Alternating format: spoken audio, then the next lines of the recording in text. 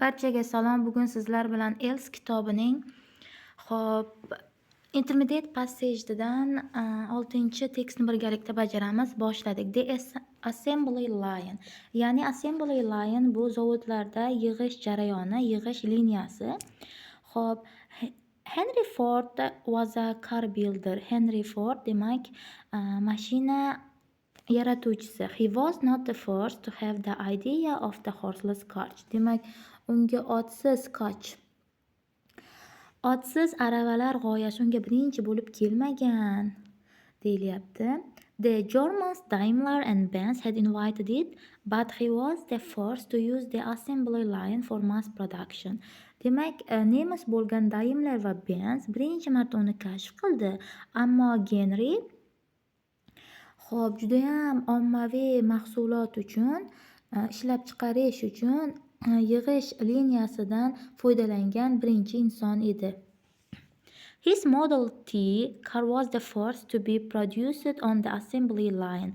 Uning Model T mashinasi demak qurish liniyasida ishlab chiqarilgan birinchi mashina edi. Produce'da ishlab chiqarilgan.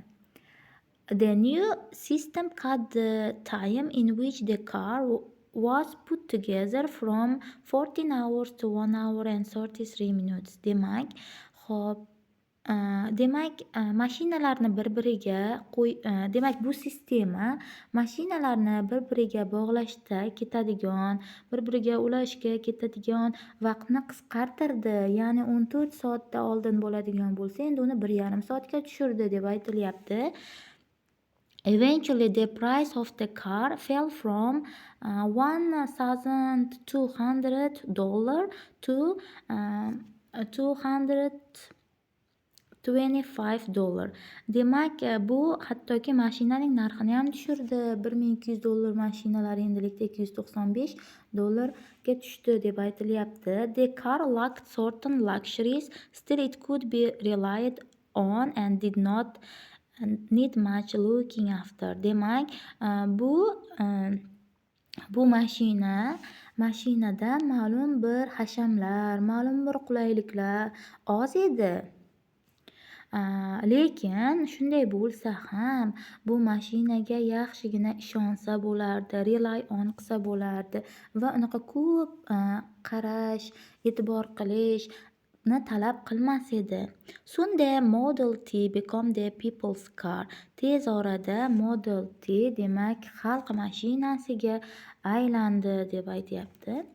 After 19 years, when the Model T became obsolete and sales dropped sharply for other car manufacturers copying Ford's assembly line system were able to bring down the costs of much more attractive cars, Ford developed the new Model A. Demak, 19 yildan keyin Model T mashinasi eskirdi, urfdan qoldi deyapti va judayam mashinaning judayam sotuv keskin tushib ketdi va boshqa mashina ishlab chiqaruvchilari Fordning yig'ish liniyasi sistemasini ko'chirib olishdi va judayam ancha chiroyli bo'lgan mashinaning narxlarini ham tushirib yubordi bu narsa deyapti va Ford yangi Model A degan mashinani rivojlantira boshladi deyapti. Xo'p, demak bu yerda biz bilishimiz kerak bo'lgan so'z obsolete, judayam yaxshi so'z, u urfdan qolgan degani uning uchun demak F definition bo'la oladi. Xo'p.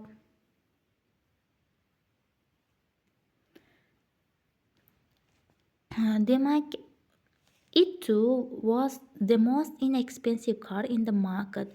Demak, u ham bu Model A mashinasi ham demak do'konlardagi demak bozordagi eng arzon mashina edi. Today, there are hardly any factories to be found where Ford's assembly line system is not being utilized for mass production.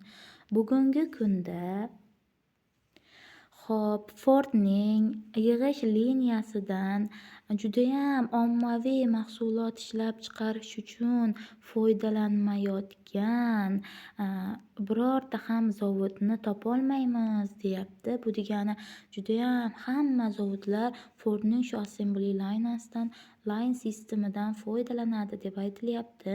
Bu yerda bilishimiz kerak bo'lgan so'z utilized, use foydalanmog'i. Uning uchun definition bu bo'la oladi. Xo'p, unda boshladik. Ford's assembly line system, demak Fordning yig'ish liniya sistemi was invented by the Germans Daimler and Benz. Demak, nemis bo'lgan Daimler deb o'qiyapman. Daimler va Benz tomonidan kashf qilindi deyilyapti. Yo'q, Fordning assembly linasi bular tomonidan kashf etilmadi. Bu noto'g'ri bo'ladi. Aksincha bular birinchi marta otsiz aravalarni kashf qilishdi. Was reliable and did not need much maintenance. Demak, unchalik ham ishonchli edi va unaqa ko'p e'tibor talab qilmasdi deyapti.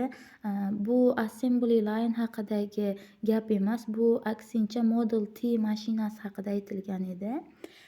Is used in almost every factory today. Demak, bugun deyarli hamma zavodlarda foydalaniladi deyilyapti. Bu javobimiz to'g'ri, chunki gap tekstimizning oxirida bu haqida aytib o'tib ketildi. Mana bu yerda. Become obsolete after 19 years. Demak, 19 yildan keyin eskira boshladi, urfdan qolyapti deyapti. Yo'q, bu aksincha assembly line bugun ham ma'lum va mashhur, lekin bu yerda Model T mashinasi haqida ketdi.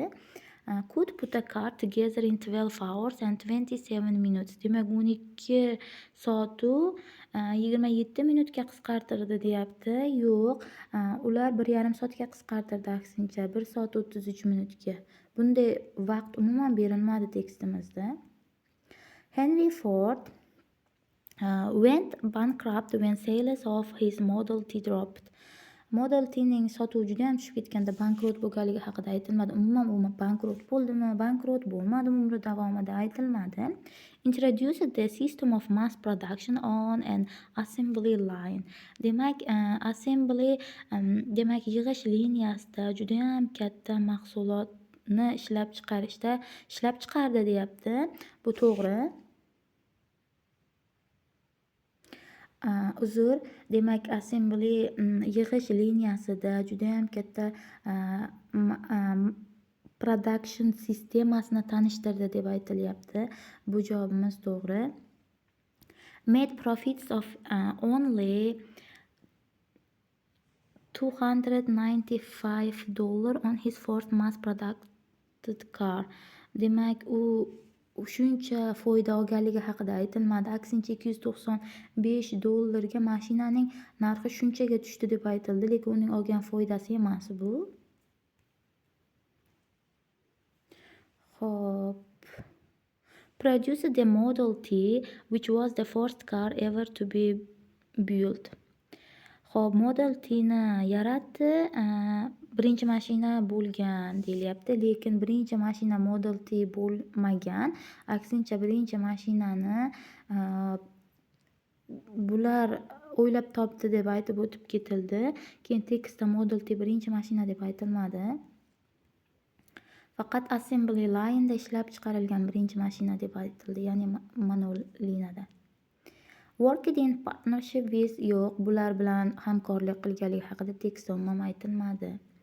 Ford had to cease to production of the Model T because, hop, demak Ford Model T'ni ishlab chiqarishni to'xtatdi, stop qildi. Chunki deyapti, manufacturing costs had risen to over, yo'q, umuman demak narx-navosi oshib ketishi haqida aytilmadi. Aksincha bu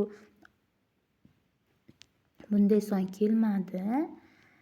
Xo'p, $1200 haqida aytildi, lekin u mashinani oldingi narxi edi. He could not compete with the mass production methods of Daimler and Benz'lar bilan u musobaqalasha olmadi deb aytilyapti. Bu haqida umuman bunday gap berilmadi. The Model A was being sold at a much lower price. Demak, uning Model T'ni ishlab chiqarishni to'xtatishi Model A'ni ancha ancha past narxga sotishi bo'lmadi bunga sabab. Lekin Model A ham inexpensive mashina deb aytildi, to'g'ri? Bu yerda aytildi.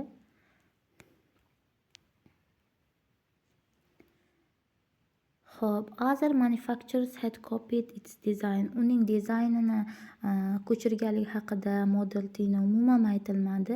Aksincha assembly line'da ko'chirganligi aytildi. The